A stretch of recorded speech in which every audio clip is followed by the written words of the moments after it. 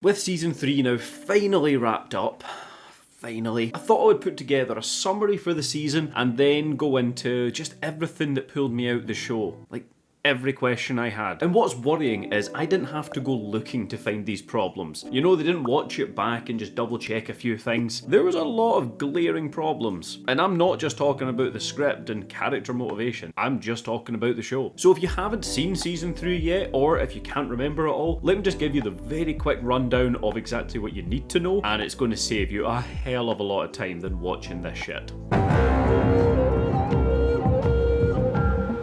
So to kick things off, we are told because Mando showed his beautiful face, let's be honest, it's a shame he has to wear that mask. He is told he has to go bathe in the waters of Mandalore to redeem himself. Mandalore is apparently cursed, so for this he seeks out IG-11 that is going to help him on his journey to Mandalore. He goes to Navarro, he finds Greef Karga. Greef is a really fucking accurate name for this character. And he finds the IG-11 but as a statue, and he's told that he needs to get a chip for it because that chip might put it back in order and he can take it with him to Mandalore. And after this, instead of going straight for a chip or straight to Mandalore, he goes to reconvene with Bo-Katan to get a little bit of help. So far so good. We've got a main quest for this season, or at least one that could carry you halfway through it and him redeeming himself. And of course you've got that Mandalorian side quest to go and find the chip to let him do so. I had high hopes at this point. Now we meet up with an old friend just because we need to see her again, let's be honest. We get a different droid to the one we initially wanted, but apparently that's fine. Here we go. So with our new droid, we head to Mandalore and we discover,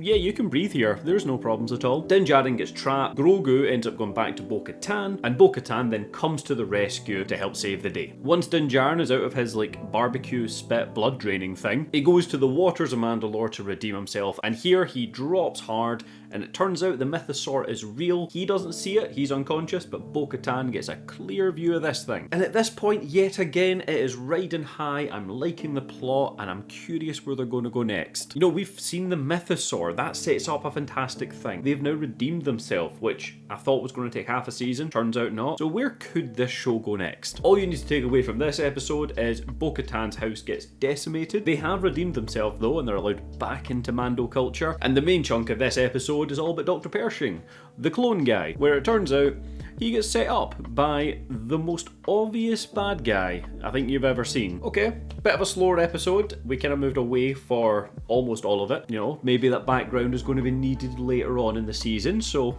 I'm here so far. We open up on some very interesting training for the Mandalorians. You know, it's quite cool to see them just grassroots learning and honing their craft. Some kid gets stolen, and now we set out on a rescue mission to get back said kid. Whilst they're off rescuing the kid, Grogu hangs back with the armourer, and we learn a little bit more about his past. Turns out he was there for Order 66, because fucking of course he was. Like, I know it was for all Jedi, but see the more shows and movies that keep coming out and referencing Jedis that were part of Order 66, it is losing the appeal. Like, it's desensitizing now that they just have to keep calling back to it. We get it. It was a fucked up time. And Bo-Katan tells the armourer the mythosaur is a realosaur. She tells her that it's real and not a myth, so it's the realosaur. Episode 5 for me had the most potential into just one character. So Navarro is under attack and Greef sends off a signal just to try and get a bit of backup. We've got a big callback to the pilot that's going to save the day here. He goes to the new good guys looking for backup and they just turn him down because Navarro hasn't signed the documents and agreed to be totally good. So they get shot down pretty hard. Second call for him is to go straight to Mando. And he finds the Mandalorians because the droid that he picked up, they used to work together, so he knows the droid. Look, this is just the summary bar, I swear to God. The Mandos come to save the day, they save Navarro, and they are granted a little bit of ground that they can use for their own home and start having an actual base and a settlement and not living in caves. And the pilot is investigating the matter further, and it turns out Moff Gideon is a lie. I know, right? It's fucking wild. Episode 7.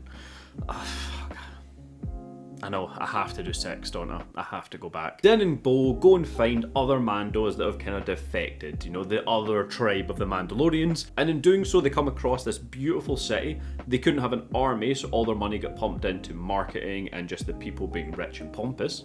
And before they're allowed to meet the Mandalorians, most of the episode here is iRobot meets Minority Report, and then they move on to meet the Mandalorians when they save the day. I'll come on to more on episode 6 in a wee bit. Now is episode 7. Moff Gideon is on a council. He wants a lot of backup, a lot of troops, and a lot of personnel that can help him take down a group of people. Yeah, he's coming for the Mandos pretty hard. He's fully aware that Dr. Pershing got taken because there's talk of all the clones going on, and now that all the Mandalorians are in agreement and they're happy and friends, they all come to Mandalore to take it back. Only when they come to take it back, Moff Gideon has set up an ambush and takes them down. And the episode ends with Din Djarin taken away as a prisoner, the big guy of the group dead, and nobody else really doing much, to be honest with you. And finally, episode 7, the grand finale of it all. Din Djarin escapes his captors when he's en route to Moff Gideon, and because Moff Gideon is planning to take down all of the spaceship, Bo-Katan decides to take the fight to him directly. So she rallies all the troops and they go hunting through the cave. Axe Woves, and I didn't realise that was his name until I looked it up for this video, he takes charge of the main ship, and his plan is just to nosedive it into fucking Mandalore and just save the day with an almighty crash. Definitely gets one. Din fights his way through the gauntlet that was kind of teased earlier in the season. When I first seen this, I kind of guessed this is what was going to be happening, where one door opens at a time and Din Djarin is fighting 2 at a time as he makes his way through this. Not gonna lie, it's pretty sweet to watch, because every time he gets through one door, you can see he takes up a bit of armour or a weapon from the 2 he just beat to take into the next 2. He then goes and just destroys all of Moff Gideon's clones. He's fucking pissed. And for Bo and the gang, everything gets a bit too tense, so they need to go hide out. So they go hide off in one of the garden areas that they've got in Mandalore. Yeah, they've got a garden area. Once things have cooled a little bit, the Mandos unite, they all come flying in together for one almighty Hail Mary. Again, it's pretty sweet to watch. I do have some questions on it though. Din Djarin is fighting Moff Gideon. These 3 motherfuckers arrive right about the same time Grogu does. So they 3 switch over to Grogu, and Moff Gideon is left to fight Din Djarin himself. Whilst Grogu is jumping around and doing all this shit, Bo-Katan arrives, she tags herself in, and Din Djarin goes off to save Grogu. And once these 3 are dead, the fight then returns back to Moff Gideon, and it's a 3-on-1 battle. Very literally, the Mandos are uniting here. And just at the climax of this 3v1, that cruiser is nosediving hard, it crashes, and the whole fucking place is a wreck. Moff Gideon goes up in flames. And now that things are wrapping up, that boy from episode 4 finally gets to finish his creed and become a Mandalorian. Din Djarin officially takes on Grogu, which I will be honest, I always thought he did. Like, it's now officially said that he's adopted him, but I never thought that was in contention. Like, everyone he meets calls him his kid, and he very rarely challenges it. And I don't know what's different this time around. Like, it's now official, I think just because people watched him. Like, he doesn't sign paperwork or anything. They relight the almighty forge. It's a beautiful moment all around. Everyone's smashing their gauntlets together. It's a good time to be Bo-Katan right now. She has clearly successfully united all of the Mandos again, regardless of where they split off to. Then Djarin meets back up with a good friend, Captain Carson, and he decides to start working for the New Republic, but on like a case-by-case basis. He's self-employed, he doesn't want to go full-time with them. And whilst in this bar is where he spots IG-11's head, and he takes that chip back to make a marshal for Greef Karga. Greef doubles down on him moving in here. He gives him a house just outside of town, and this can be his little spot of respite between jobs. And now that Grogu is his apprentice officially, he's going to take him on missions and learn the Mando ways. Cut to credits, that is season 3 all wrapped up. Now that the summary is out the way, let me just go into every question I had for season 3 of Mandalorian. The first one being, who dropped the fucking ball? I am sorry. Now these questions can be anywhere from very minor oversights in editing all the way up to just a clear contrivance to move the plot forward. So there is quite a scale for them, but I'm just going to go through them all in running order with the show, because that's how I took my notes down. And honestly, these questions, they were not hard to come up with. To research and come up with this list, I watched the show once. So if that doesn't give you the understanding that this show is just getting pumped out now for money without the love and care that went into season 1, I don't know what's going to make you realise that. And also, some of these questions aren't just specific to this season, because they can also relate to other seasons, but here we go. When we open on the armourer, she's just crafting away, and I still don't quite understand where she gets all of the material from. And for the armourer, something that I never really thought about until recently, she's the only person that we ever see crafting in the forge. What if she dies? Who then is in charge of creating all of the armour for the Mandalorians? Like, we never even see her with an apprentice or showing somebody the ropes. It's all just her. At least when we show the armourer, have another Mandalorian in the room, taking notes, looking interested in what she's doing. Because then I could buy the fact that there is a backup plan in case she dies. And there is a possibility she may die, and I'll come on to that. Why does she have the first shit going on around her? She is the only Mandalorian that is predominantly dealing with fire. She's the most flammable one out the fucking lot of them. When the big creature attacks, what the hell does the armorer think she's going to do in this scene? And one of those questions that can relate to so much more than just Season 3 of Mandalorian, but I need to know, what the hell do laser blasters actually do? I mean, this creature, I will accept that it may have scales on its back and it can like deflect lasers, or they just don't penetrate it. But there's a clear underside of just soft flesh. They are shooting the fuck out of it. And it doesn't even look like it's getting damaged. It's making a few roars and screeches, but not much else is happening. This thing should be Swiss cheese by now. I should hope so. Just a small one here. This band straight up teleported. Bad editing. Who's in charge of that? I get they've come down the stairs in this way, but how are those little robots carrying his cape getting back up the stairs? They don't look like they're designed to be able to make it back up. When someone tells you the name of their child, who responds like this? You and the little one? Grogu. Come again? His name is Grogu. If you say so. Why was this line that? Why the hell did you let the pirate go? He's clearly not the type of person that's going to concede easily. Did Din Djarin come here specifically for IG-11? I need him back. Because when he sees IG-11, he talks that that's what he's here for because it's the only droid that he can trust. I know he's got trust issues with droids, but hear me out. I need a droid I can trust to help me explore Mandalore. And he's that droid. The last Din Djarin knew, IG-11 used a self-destruct function in a lava river. I must be destroyed. This thing is fucking gone as far as Din Djarin's concerned. So there's no way that he would either know, or even at the best chance possibly guess, that they salvaged out the lava and rebuilt it, and were able to rebuild it in a way that it could be used just like it was. What a self-destruct button, man. Like, it's not going to fucking work. This thing has one arm. What is the big threat here? Let's be real. They've fought worse. The Unzellans have this tiny little hole for like a bit of a gimmick and a bit of a laugh, and I'm totally fine with that when they pop out. It's pretty funny. Why is there not a bigger door just next to them? You can argue that that's their little office and that's where they work. Okay. But then let me ask you a question. What if they have to work on a task that is anything bigger than themselves? Like IG-11, for example. Do they just have to slide everything in and out of that fucking hole? Now that's using your head. Why don't they have a word for memory circuit? Memory circuit. These characters are used a lot in the Star Wars franchise, and they're always fucking with droids and taking them apart. They deal with memory circuits a lot, I would imagine. They should have a word for it. That's like us not having a word for alcohol or just getting pissed. You should have left them alone. Why wouldn't you just open the cockpit again and just clarify with her, what the fuck are you talking about? No. I wouldn't rely too much on this one. Its circuitry is a little fragile. I thought you said it was built for adventure. What?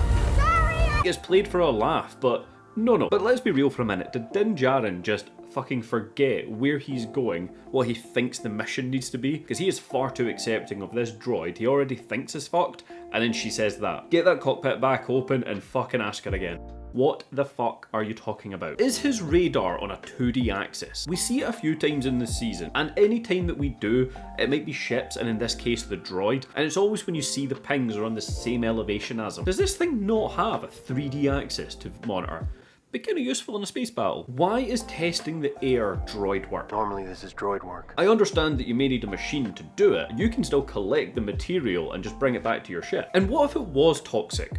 What was his plan then? His helmet's pressurized so he can keep the air in his helmet. But if that came back as toxic, is he just going to up and leave and just go, well, I'm fucking not a Mandalorian anymore? He's came a long way for this. He's put in a few different steps to get to this point. You'd have thought that he would have accounted for the possibly toxic scenario, given that it's a fucking 50-50. Now that's using your head. Did this creature just wait under the sand the whole time? Because it is a living creature when you get to its core that you see. So does it just hide and wait and not need to get any sort of sustenance whatsoever? Like, how long was that down there for? How does Bo-Katan miss this fucking shot? I know stormtroopers are like memed to hell and back for being the bad shot, but fucking come on, Bo. Who's in charge of that? This lightning rod is so OP.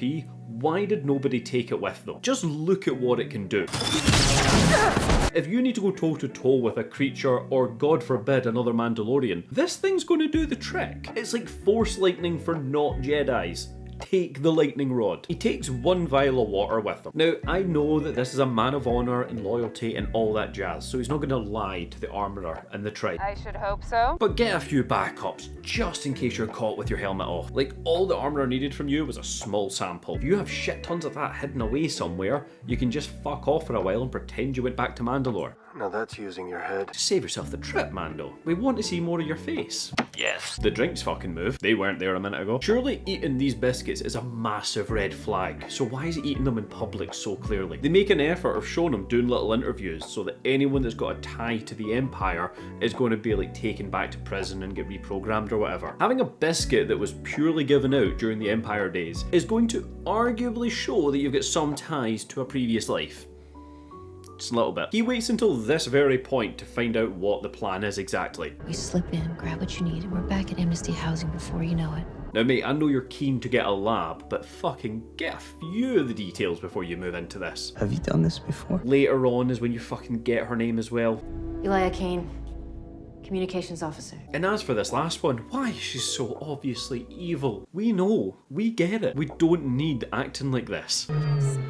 They clearly need a new cave. That is twice within 4 episodes that this big creatures came and just like fucked up the day right in front of them. Fucking move, Mandos. Like, you're on a planet, no one knows where you are. Find a new cave that's ideally not right in front of the ocean. Now that's using your head. We don't need more Order 66 at this point. We get it. Jedis were involved in Order 66. It was a bad time all round. No one really had fun. Order 66 at one point was this massive deal. It was terrifying. It was a terrifying concept. But now that it keeps getting thrown back to, it's desensitizing us all to Order 66. We just expect it now when there's like an older Jedi. You should have left them alone. Why did they all come out the ship without their guns raised? Like, I get they're here to help. They don't need 5 people to come and watch you get off your little bite. You're going to die. Come on!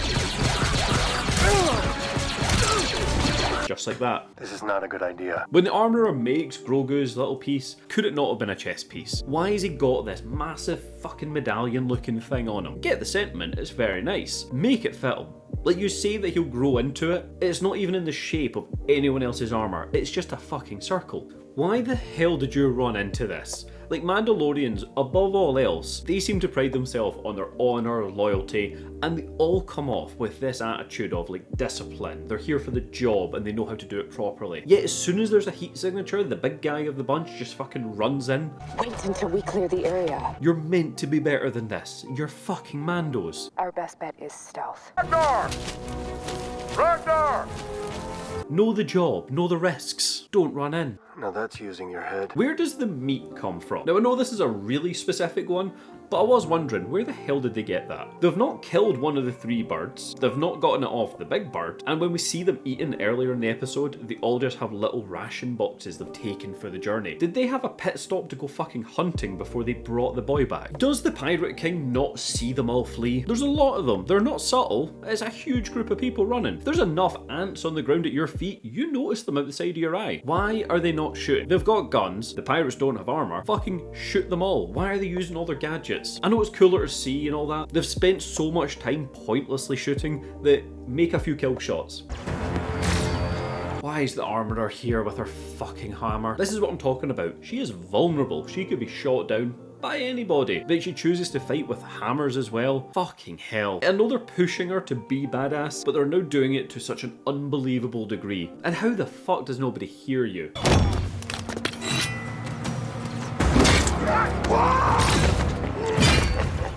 Who's in charge of that? This is a fight scene. Like, I need you to realise that, Grief. This is a fight scene, and you have brought everybody to come up and just stop them for this nice heroic moment. The pirates have fucking guns, and they've just proven they don't care about killing people, especially your people. Maybe you should have left a few people that can't fight in the back. Do they want to die? Simple quick question here. Look at the shot, look at them not move.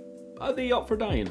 Who knows? I love how backhanded this is. They were given the land to have their own and finally have a home for Mandalorians, and they already want to take Mandalore and just get the fuck off of this place. It's a bit of a backhand. It is time to retake Mandalore. Kind of have to respect it. See, for the setup here for the other Mandalorians and they're on this mission to get back a prince. Is he a kid? I know it's hard to tell with fish people, you know, because they're not real, so it's kind of difficult to really put it in perspective, but listen to the dialogue. I won't go. We love each other.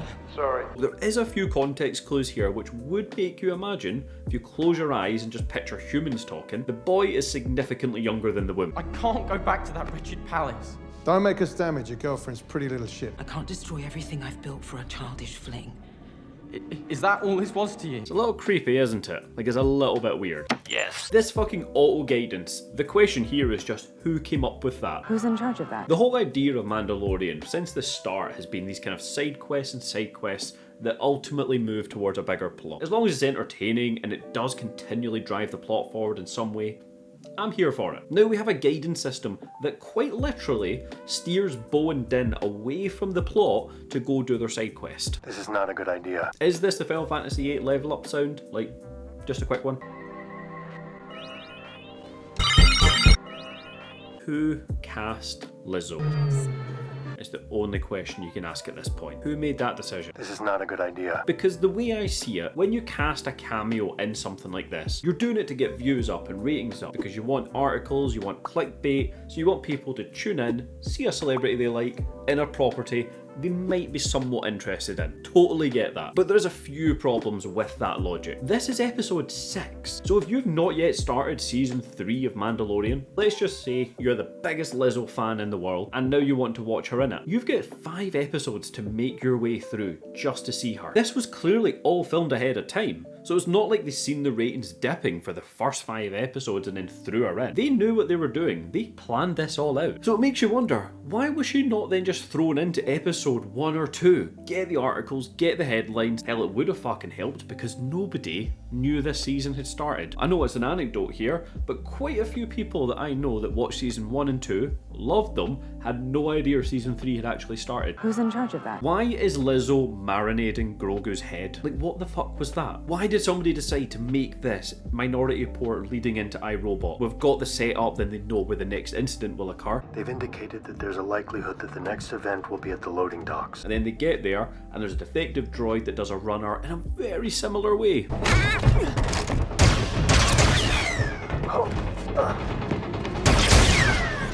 Recertified, huh? Why was the key just fucking there? Like, this is made to be such a big deal and a big special deal to give this over. I can totally get behind that. It's a key to the fucking city. Why was it on a platter just to her right? Is that droid just always there on the off chance she's going to fucking give it to somebody? Like, is this a regular occurrence for her? Yes. Why the fuck was Grogu knighted? It makes no sense. The way I see this is like it's done in the whole Chewbacca getting his medal sort of moment, except it's not earned and she has zero fucking claim or right to be knighting Grogu. And that isn't me just getting mad because Lizzo's doing it. That's getting mad at the character doing it, because who the fuck is this character to knight anybody, given this is all we've seen of them? Despicable. Lizzo needs to just fuck off from acting. Why did he wait until now to give her the darksaber? They've clearly set this up, just for convenience, as a big moment. While exploring Mandalore, I was captured, and this blade was taken from me. Right where the stakes could not be higher and she needs that extra boost, he hands her the darksaber and tells everybody it is truly hers. Would it not belong to her? Din Djarin has been built on a man of honour, character and loyalty, and he knew that it was hers all along, yet waited till now to give her it. Yes. So he just held on to something that he didn't deserve. I only know of this weapon what you taught me. To be honest, it means nothing to me or my people. That is not something Din Djarin would do for a start. And secondly, what are the fucking rules about the darksaber? So my understanding is, you get the darksaber when you have earned it in battle. Now at first I thought you had to kill the person who previously owned it. That's not true. You just need to win it in battle in some way. It became Bo-Katan's because Din Djarin was caught in a trap, dropped it, and then Bo-Katan defeated the creature that picked it up. So it's hers now. Not disputing that. Because they don't need to be killed, it starts to get into this grey area. Like if I just left my skateboard out, Bo-Katan tripped on it and I picked up the darksaber, is that mine now? It wasn't battle capturing him in a trap. So where does the line start falling? Like how does the darksaber know that that was a trap and someone just tripping up and dropping it because I left something out in their path isn't? Can I get the darksaber over a skateboard is what I'm asking. Asking for a friend. Asking for a friend how simply I can get a darksaber. Finally, the question that made me think of just putting this whole thing together. Why the hell does the clear villain walk down the smallest fucking lane to talk to Moff Gideon? who is a huge secret by the way. Look where she walks. The high street's there, she moves slowly down the path, and she doesn't even tuck round the corner to then talk to Moff Gideon. I have seen drunk Glaswegians walking further down a lane just to take a piss to avoid the police. She's talking to Moff fucking Gideon. You would expect her at the least to go down one more corner, or at least round one corner. And while she's talking to him, is it on eye level or not? Because the editing's a little bit fucked here. And then it makes it a little bit worse when it cuts to Moff Gideon and he's looking down on the projection. Can't quite work out how these things work, can you? No. This one's not even a question, but nobody heard that. We invite you to make camp. Nobody. Like, you cannot expect us to believe that someone heard that. We invite you to make camp. Why is IG-11 now a fucking vehicle? The clear reason for that is just to give Grogu a vehicle to walk in, and now to give him the ability to say yes and no to things instead of his little like murmurs. Yes. Fair enough. But if all the plot needed was him to have those buttons that even fucking dogs can use, put two of them in his pod. No. Why can't the pirates get involved? Neither side can step in. They might be more leaning one side than the other, totally get that, but it's their ship and it's getting fucked up right now. Surely they could step in on the basis they don't want their own property being damaged. They're not picking a side. Why is Grogu in this IG-11 vehicle? We've seen them come here earlier in the season and he was in his little pod. Need I remind you that his pod can float, can fucking fly all the way up and down the cliff edges. It is a fantastically useful little bit of equipment. Yet now when they return, and it is higher stakes than ever, he's on robot legs and walking like a pensioner. Okay, kid, you've got to keep up. It's like they needed him in it just to have that moment on the pirate ship. Now he's stuck in IG-11. Put him in the pod, give him two buttons, the same thing would happen. Now that's using your head. Why does he not use the Force here? We've already seen him use the Force to an amazing degree in the past, and also use it when his emotions are getting really heightened. He has no use for the Force right now to like blast that door open, fucking obliterate everybody in the room. He can do a lot of shit, let's be honest. No part of him even looks like he's trying. Despicable. If Bo-Katan is after Moff Gideon, why is she not going with Grogu? And a second question, who let Grogu go himself? Like, if they're trying to get to Din Djarin to help him, or even find Moff Gideon as a result, surely going whatever way Grogu's going is the best bet. And I would suspect that the Mandos have a better idea of these tunnels than fucking Grogu does. Good job, buddy. Again, another case of stealth. How does this guard not hear Grogu appearing? Moff Gideon knows that he's escaped, and he's watching him like fucking Pac-Man, yet just lets him go because he wants to take care of it himself. Like, most of your fleet have been sent to the skies to take down the big ship. Totally fair there, but there's still quite a few ground agents around and near Din Djarin. Send them his way at least. If they're not going to kill him, at least put a dent in him. No. Why does R5 peek here? Is he not able to understand the voice he's hearing is in his head? Well, in his robot head anyway, but the way he reacts is as though he thinks Mando is around the corner. And when R5 pushes back on the job, Mando says he doesn't speak binary. Sorry, I don't speak binary. They've had interactions up until this point, so is R5 now just speaking in a different language, which we can't tell the difference, or is Mando been a bit of a dick? Despicable. He flies fucking well. He flies too well, considering in the second episode, he fell down a hole. Now this one I don't definitively know one way or the other, but when Bo-Katan says that she's only seen gardens on domed cities, I've only ever seen gardens in the domed cities. how? Your whole deal as a Mandalorian is to do bounties, travel the galaxy, and just move from place to place. Surely you've seen a fucking garden at least once. If not, you're going to the most horrific sounding places for all of your bounties. Who's in charge of that? When they're flying in, why is Bo so keen to get the Darksaber out? Now you could argue she's doing it to rally the troops for the battle ahead, but I would argue the Darksaber is pretty effective and everyone around her is like flailing around, flying pretty close to her where they could just be sliced. We don't run with scissors, she's flying with a Darksaber out. Not even a question, but fuck off, Armorer, with your fucking hammer. You had time to prepare for this battle and you still bring your hammer. And it's not even hammers, there's one hammer and then one other fucking tool. Moff says very convincingly that he's going to deal with Din Djarin. Shall we engage? No, I'll take care of him myself. However, when these three motherfuckers arrive and start wailing on Din Djarin, he just kind of lets them do it. Who's in charge of that? Do you want to take down Din Djarin yourself, or did you just want to look good in front of that colleague? and you can only really delegate to like the superior class here. He doesn't seem too invested in doing it himself, does he? No. Not even a question, but just during this whole fight, I couldn't stop thinking of one thing. She really should have fucking taken that lightning rod. And it's not like we haven't just seen Din Djarin taking some equipment off of someone he just killed. So if you're going to do it here for a jetpack, you should have done it for one of the best bits of equipment you can get. Considering when Moff Gideon's fighting, you hear these pretty dramatic, let's be honest, clearly showing that he's some kind of droid, like there's a lot of robotics running through him.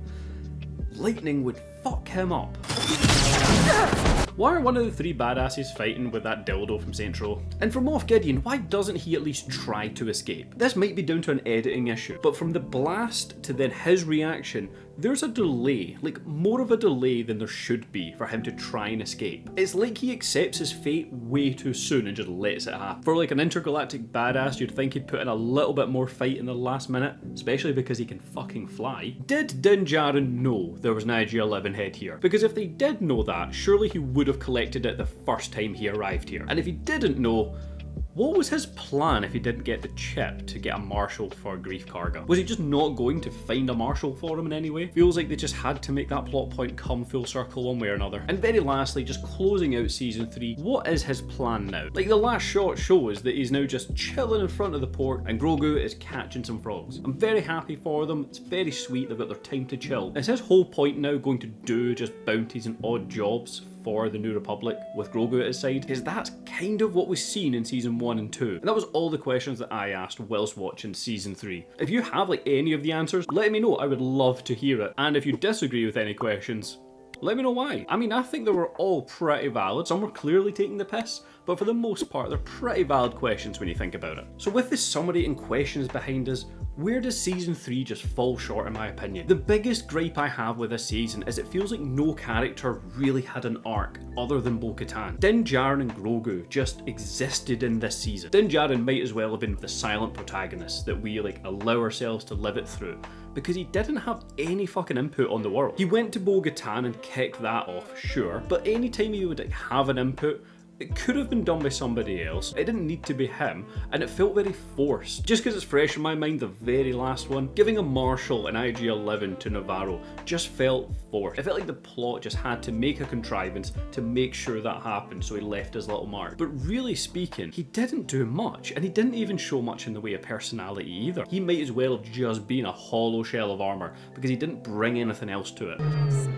And as for Grogu, he is inconsistent with his force, and that pisses me off. We started to see him building on it and climbing on it. Hell, he got trained by fucking Luke. He should know what the fuck he's doing at this point, at least to a degree, because before Luke, he was fucking shit. With Luke, he had a little bit of training, he should still well be able to fuck things up. But in moments of like deep emotion and everything is rising to the surface, he still does almost fuck all. We've watched him pick up fucking huge animals and throw people about rooms. Yet when it comes to Moff Gideon, the best he can do is just slight throws around the room. Yes. I'm not buying it. Grogu for me just came in season 3, filled his cuteness quota to keep the toys going. I know I can't talk, it's right there, but he's an adorable little fucker. But even still, he didn't do much. He didn't add to the story in almost any way. Yeah, he got like baptized at the end into the Mando realm, but nothing that took place in season 3 meant that that could happen. He could have just got blessed in the waters they were using outside the cave. The armorer was weirdly ominous at certain moments, you know, so I started doubting her, thinking she was going to turn. I would have loved to have seen that twist because it would have given us fucking something. But no, again, another empty shell there to rally the troops. She just kind of pushed Bo-Katan, at least somebody did. And the saving grace of this season, putting him last, Clone Guy, of course it's not fucking Clone Guy, it was Bo-Katan. She was fantastic in her arc. It was a clear arc set out from the start, and it delivered for me. There were some contrivances along the way, and some of it just seemed to get really brushed over. Season 3 set the bar so low for big character arcs.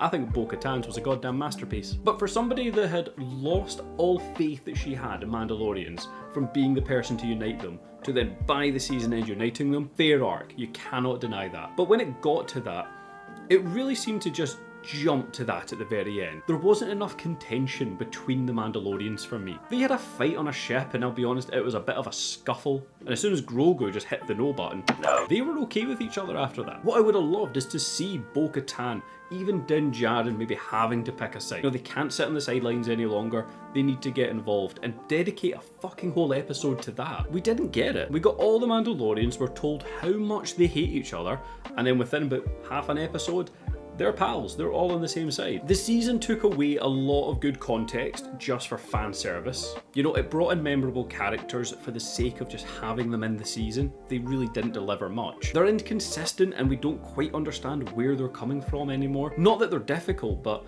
like I said, Din didn't bring anything to the table. He didn't really have a drive in any of it. And Moff Gideon, I genuinely forgot that Moff Gideon just there, and I've just watched the episode. He didn't fucking do much. If you really break it down, Moff Gideon was the big bad of this season. What did he do? He was making clones, yet all the clones of him got destroyed. We learned that he was taking over Mandalore. That would have been big. Maybe a big showdown on the city that lasted more than just one episode. But by the end, he's not doing that anymore. So there doesn't leave any open threads for Moff Gideon to move into season 4. Very ironically, this is a show that has now lost its way, and it has no idea how to get back on track. Who's in charge of that? They had a really good premise with Bo-Katan, but all the surrounding characters, the titular Mandalorian, they didn't know how to write for it, felt. They had to just force in fan service, cameos, references, anything to try and keep that alive. It's like the show didn't want you to think about it for too long, so it made a lot of little distractions to keep you ticking over. But when you sit back for a minute and just even slightly question it, you realise there's not much happening here. This is an absolutely razor thin show, and as soon as you crack that surface, it's fucking hollow inside. You should have left them alone. It's a real shame because season 3 could have been absolutely fantastic. You know, you would have had a lot of internal conflict and external conflict. We're only having 8 episodes. The fact that a good few of them were spent side quests for the vast majority. You know, you could just watch the start and last 5 minutes of each of these, and the narrative for the whole season would not be missing for you. It's Star Wars at Disney, they're trying to pump out toys, they're just trying to keep you invested for their own ratings and just keep the franchise alive. But the only problem is, it's like they don't understand how to do that anymore. Not just with this, but they're throwing so many projects at you now. If they're all at this quality, I feel very sorry for wherever Star Wars is going next. So look, that is everything that I had to say on Mandalorian Season 3. You've heard my summary, my questions, and even my little rant at the end. I don't do videos like this too often, so let me just say, for anyone that has supported me so far, whether that's liking, commenting, or even the big subscribe, thank you very much. Like, I fully appreciate that. It lets me know you're enjoying what I'm doing, and it just makes my day every time I see it. But this sort of longer form video where I'm breaking down a season, maybe it's summary, it's questions, and my own little bit at the end, this is something I'd like to do more of. So if you want to see more, let me know. But with all that now covered, as always on this channel, thank you so much for watching.